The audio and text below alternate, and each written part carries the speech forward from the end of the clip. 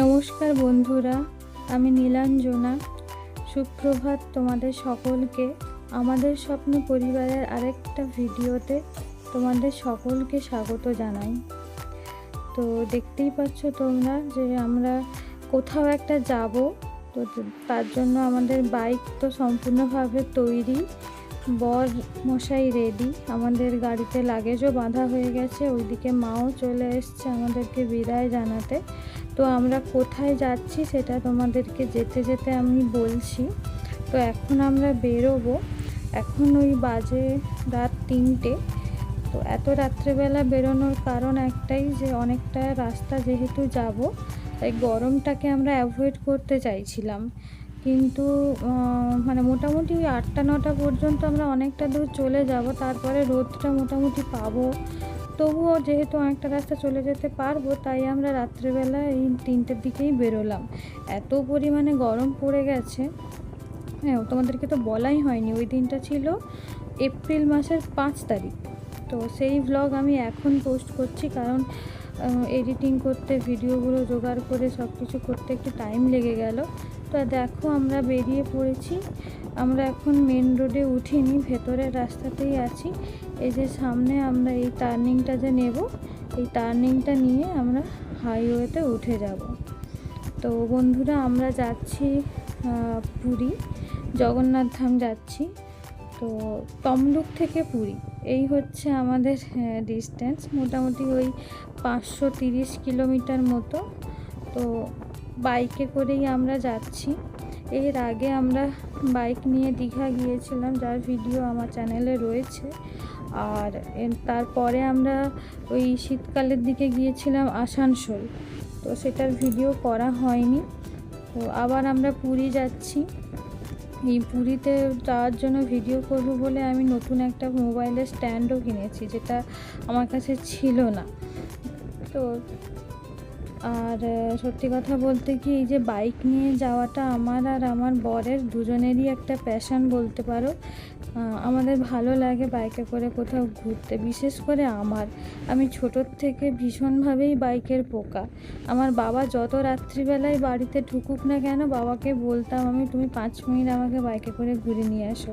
ছোটোবেলার সেই শখটা এখনও আমার রয়ে গেছে, এখন সেটা আমার হাজব্যান্ড পূরণ করে। তো বাড়িতে গেলে বাবা নিয়ে যায় এখনও, তবে এত লং ট্রিপে তো আর বাবা পারবে না, সেটা আমার হাজব্যান্ডকেই করতে হবে। তো ওরও যখন ভালো লাগে, আমারও যখন ভালো লাগে, চলো যাই।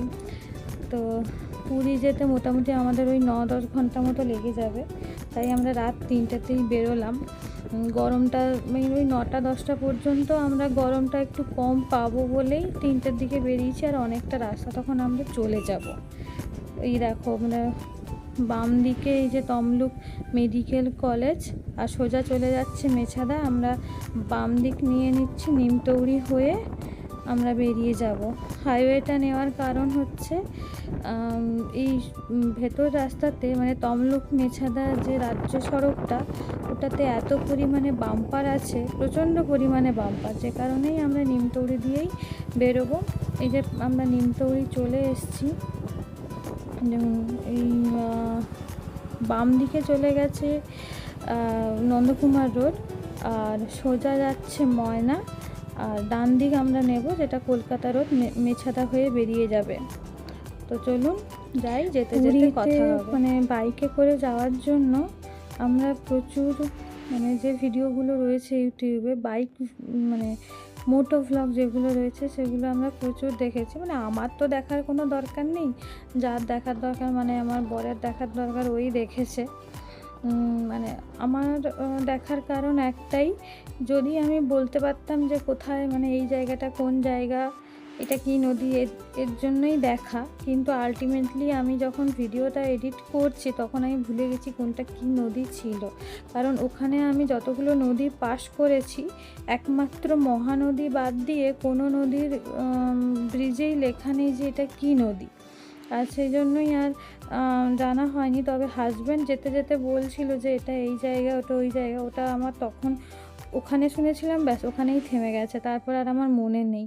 কারণ অ্যাকচুয়ালি আমরা তো খড়গপুর হয়ে যাচ্ছি, আমি খড়গপুর জীবনে একবারই গেছি, সেটা হচ্ছে ট্রেনে করে। আমি বাই রোড কখনো যাইনি, এটা আমার প্রথমবার। যেহেতু প্রথমবার যাওয়া, তাই জন্য আর জায়গার নামগুলো আমার মনে নেই। তো দেখুন আমরা মেছাদা চলে এসেছি, আর এই যে দেখুন আমার ডান দিকটাতে কোলাঘাট পাওয়ার প্ল্যান্ট, মানে ওয়েস্ট বেঙ্গলের সবথেকে বড় বিদ্যুৎ সরবরাহ কেন্দ্র, যেটা আমরা জানি কোলাঘাট পাওয়ার প্ল্যান্ট। তো রাতের অন্ধকারে যে আলোগুলো জ্বলছে কি ভালো লাগছে। যদিও আরও ওই দিকটাতে থাকতাম দেখাতে আরও বেশি করে পারতাম, কিন্তু এখানে গাছটাছ আছে তো আর দেখাতে পারছিলাম না, তার মধ্যে আবার রাত্রেবেলা। তো রাস্তাঘাটে আমি ভেবেছিলাম ফাঁকাই হবে, কিন্তু ভালোই লোকজন আছে।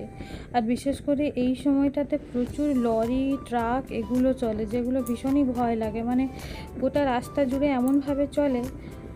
তো যাই হোক, সব কিছু বাধা অতিক্রম করে তো আমাদেরকে যেতে হবে। আমরা সব কিছু জেনেই এই রাত্রিবেলা বেরিয়েছি। তো আমার বাম দিকে দেখো এই যে কোয়ার্টারগুলো দেখছো, এগুলো হচ্ছে কোলাঘাট টাউনশিপ, মানে এই যে তাপবিদ্যুৎ কেন্দ্রে যে সব স্টাফেরা থাকেন, কাজ করেন, তাদের এটা থাকার জায়গা। খুব সুন্দরভাবে সাজানো, আলো টালো দিয়ে সকালবেলা আরও বেশি সুন্দর লাগে। তো এই যে আমরা এই যে টার্নিংটা নিয়ে খড়গপুর রোডটা ধরে নিলাম। জানো তো আমি তো বিশেষ করে এই ট্রিপটা নিয়ে খুবই এক্সাইটেড ছিলাম। মানে এই যে যাচ্ছি ভীষণই এক্সাইটেড, তার কারণ একটাই, এটা আমার জীবনের প্রথম বাইক রাইড, যেটা অনেকটা রাস্তা, মানে প্রায় 530 কিমি রাস্তা আমি এভাবে যাব। তো জানি কষ্ট হবে, কিন্তু এটা তো বাইকের রাইডিং, তো এটা আনকমফোর্টেবল জার্নি হয়, কিন্তু এটাকে কমফোর্টেবল করে নিতে হবে, কারণ জানি যে যদি আমি আনকমফোর্টেবল ভাবি তো সেটা আরও বেশি কষ্টদায়ক। তো যাই হোক, এই যে কী পরিমাণ কুয়াশা পড়েছিল দেখেছো। আমি তো জানি ভীষণ গরম লাগছে, কিন্তু রীতিমতো ঠান্ডা লেগে গেছিলো তখন। ভাবছি যদি জ্যাকেটটা পরে আসতে পারতাম, কিন্তু তখন কি আর জানতাম রাস্তায় যে কী পরিমাণে গরম লাগবে। তো যাই হোক, সব কিছু বাধা অতিক্রম করেই আমরা যাব। আমরা পৌঁছেও গিয়েছিলাম খুব ভালোভাবে, আমাদের কোনো রকম অসুবিধা রাস্তায় হয়নি। ওই একটা কথা আছে জানো তো, যদি তোমার প্যাশান থাকে না, তুমি যদি মন থেকে কোনো কিছু চাও, সে যত কষ্টই হোক না কেন, যত কষ্ট হোক, যত খারাপ লাগা থাকুক, তুমি তার মধ্যে থেকে আনন্দগুলোকে ঠিক খুঁজে নিয়ে তুমি তোমার গন্তব্যে পৌঁছতে পারবেই। যাক, অনেক জ্ঞান দিয়ে ফেলেছি। এই যে এটা আমাদের যাত্রার সেকেন্ড টোল গেট খুব সম্ভবত। একটা আমরা রাধামণিতে ক্রস করে এসেছি, আর এইটা আর একটা সেকেন্ড ছিল। তবে রাস্তায় যেতে যেতে প্রায় 8টা টোল গেট পড়েছিল, আর আমি সবকটা দেখাতে পারিনি। এই যে আমার বাম দিকে যেটা দেখছো, এটা খড়গপুরের রেশমি মেটালিক্স। আমি দেখিনি কখনো, নাম লেখা ছিল, দেখলাম একটা বড় সাইনবোর্ড ছিল, থাকাটা স্বাভাবিক, এত বড় একটা ইন্ডাস্ট্রি। ওই যে আলো টালো চারদিকে জ্বলছে রাতের অন্ধকারে, জানোই তো এরকম যদি আলো জ্বলে কত সুন্দর লাগে দেখতে। কত লোক কাজ করছিল ওই রাত্রেবেলা, কি ভালো লাগছিল দেখতে। যে যাই হোক, এখনও কিছু ইন্ডাস্ট্রি আমাদের রাজ্যে বেঁচে আছে, ভাবতেও ভালো লাগে আমাদের।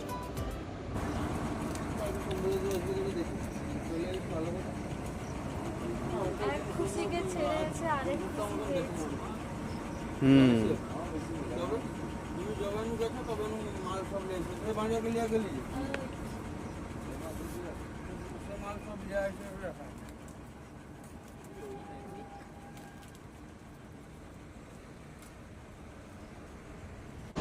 তো আমরা একটু 10 মিনিটের জন্য দাঁড়িয়েছিলাম, একটু টি ব্রেক নিলাম। অনেকটা দূরও চালিয়ে এলো, তো একটু দরকার ছিল ব্রেকটা।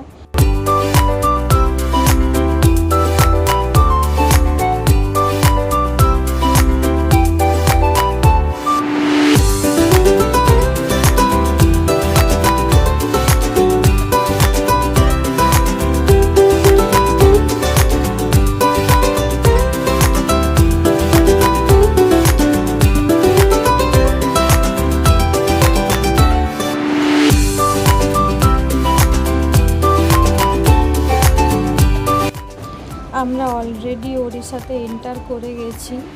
তো দেখো, একটু একটু ভোরের আলো ফুটেছে, কি ভালো লাগছে দেখতে। এরকম ভোরের একটা শুদ্ধ বাতাস থাকে, আর এই যে দেখো যে হালকা হালকা সূর্য উঠেছে, সূর্যের যে আভাটা মনে হচ্ছে পুরো আমাদের ইন্ডিয়ান ফ্ল্যাগের কালার, উপরে গেরুয়া, মাঝে হোয়াইট, নিচে গ্রিন, বেশ ভাল লাগছে দেখতে। এই প্রকৃতি দেখতে দেখতে আমরা ভালোই বেশ জার্নিটা এনজয় করতে করতেই যাচ্ছি। তো এটা কি নদী আমি জানি না, আমি ভুলে গেছি।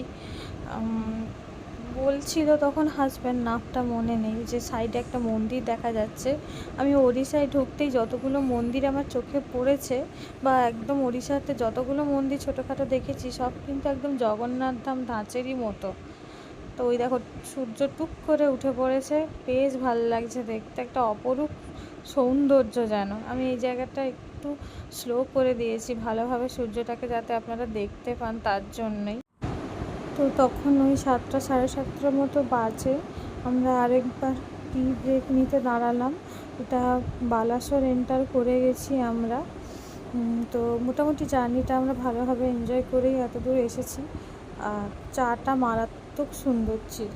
মানে আমি ন্যাচারালি দুধ চা খাই না, ন্যাচারালি মানে আমি একদমই খাই না। তো তখনও ওখানে লিকার চা তৈরি হয়নি, দুধ চাই ছিল, তাই আমি দুধ চাই নিয়েছিলাম। বিস্কিটটাও ভালো ছিল, চাটাও ভালো ছিল, মনটা পুরো ফ্রেশ হয়ে গেল।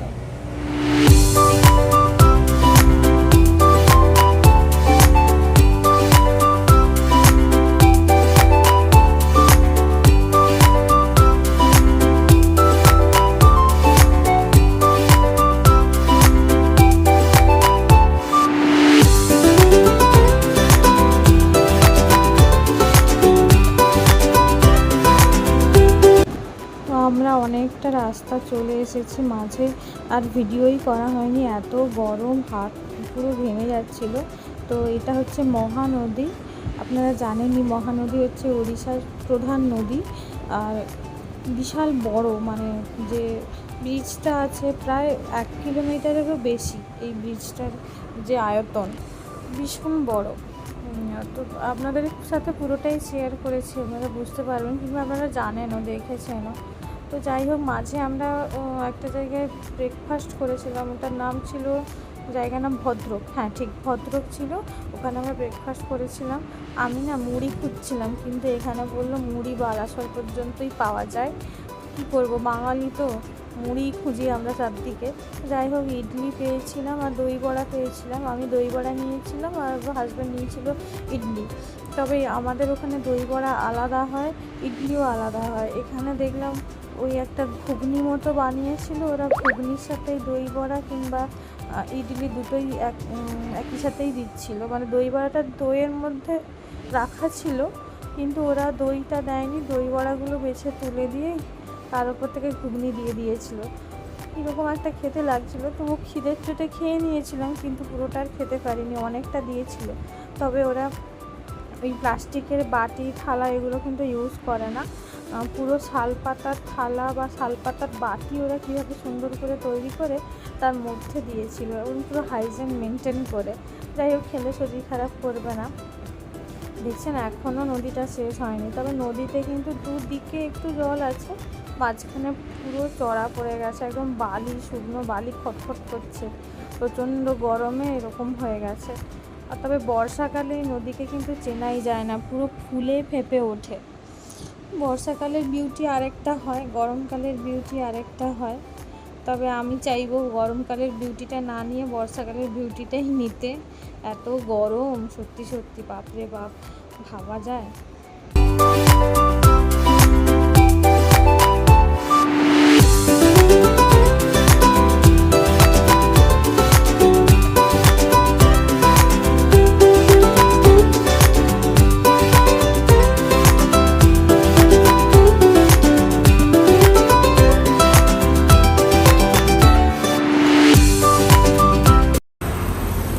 একটার বদলে দুটো লাগতো, কোনো অসুবিধা নেই। কি গো, গরম কেমন? গরম দুর্দান্ত, কোনো কথা হবে না। খাও খাও, তুমি খাও, তুমি খাও, আমি একটু ভিডিওটা করে নিই। হাই, তো এই বলবো নেই এখানে, বলবো এখন 1:30 মতো বাজে, আধা ঘন্টা হলো আমরা রুমে এসেছি।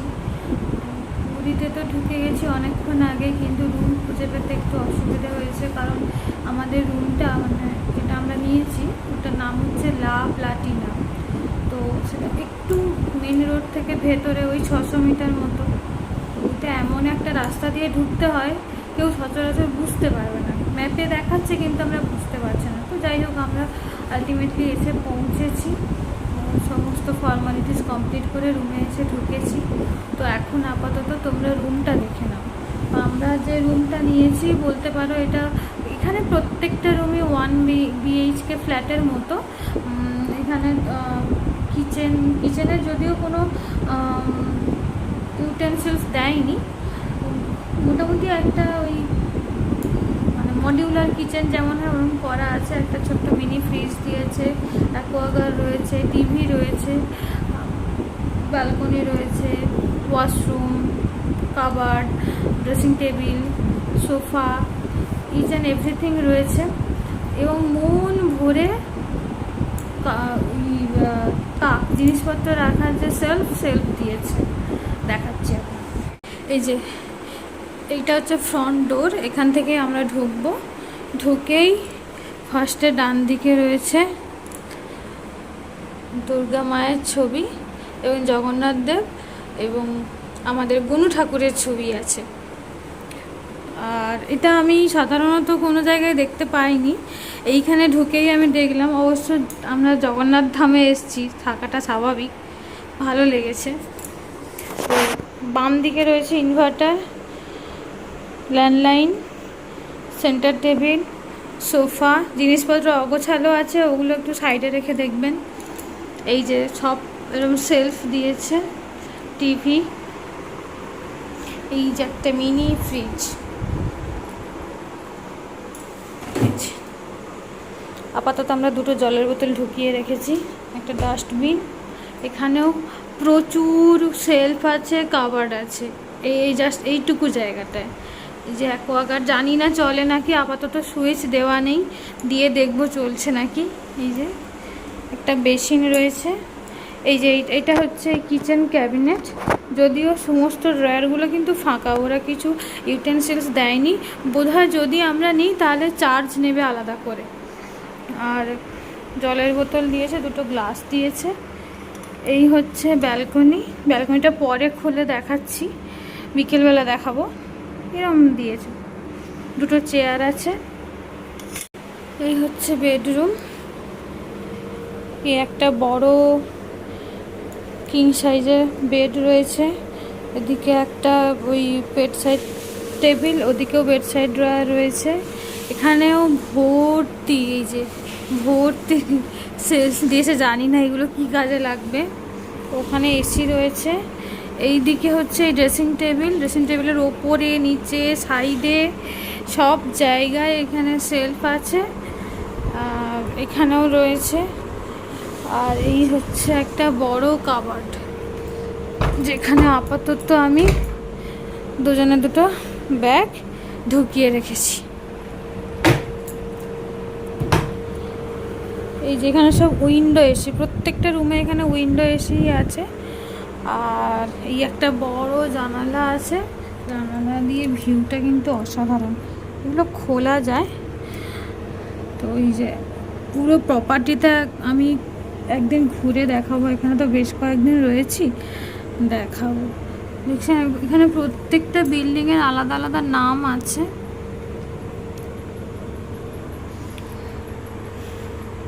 আর ওই যে ওইখানটাতে ওই নিচে ওই যে রেড কালারের, আচ্ছা ওই যে রেড কালারের ওখানে দেখা যাচ্ছে না রেস্টুরেন্ট, ওইটা হচ্ছে রেস্টুরেন্ট। আর ওয়াশরুমটা আপাতত দেখাতে পাচ্ছি না, কারণ বড়মশাই স্নানে ঢুকেছে। এইখানটাতে ওয়াশরুম রয়েছে। তো আমরা দুপুরবেলা কোনো রকমে একটুখানি খেয়ে টেয়ে যা শুয়ে পড়েছিলাম, এত টায়ার্ড ছিলাম, তো ঘুম ভেঙেছে আমাদের 7টার সময়। তো তারপরে উঠে আমরা ফ্রেশ হয়ে একটু বিচের সাইডটাতে বেড়াতে এসেছি। তো এসেই বর বলছে আগে একটু চা খাই, তারপরে সমুদ্র দেখতে যাবো। আমার বেশ ঠিক আছে, তাহলে তাই করো। তবে এখানে আমি লিকার চা পেয়েছি, যেটা আমি রাস্তায় কোথাও পাইনি। যখন পেয়েছি তখন আর খেতে মন ছিল না, তো এখানে লিকার চাটা পেয়েছিলাম। লিকার চাটা খেয়ে ভাবছি কেন খেলাম, এত মিষ্টি দিয়েছিল। আমি ন্যাচারালি চিনি খাই না চায়, কিন্তু হালকা চিনি হলে অসুবিধা নেই। এই এমন চিনি দিয়েছিল, মনে হচ্ছিল পুরো চিনিগুলো শরবত দিয়ে দিয়েছে। তো যাই হোক, চাটা খেয়ে একটু বিস্কুট টিস্কুট খেয়ে আমরা সমুদ্রের পাড়ে চলে এসেছি। দেখাচ্ছি আপনাদের, দেখুন।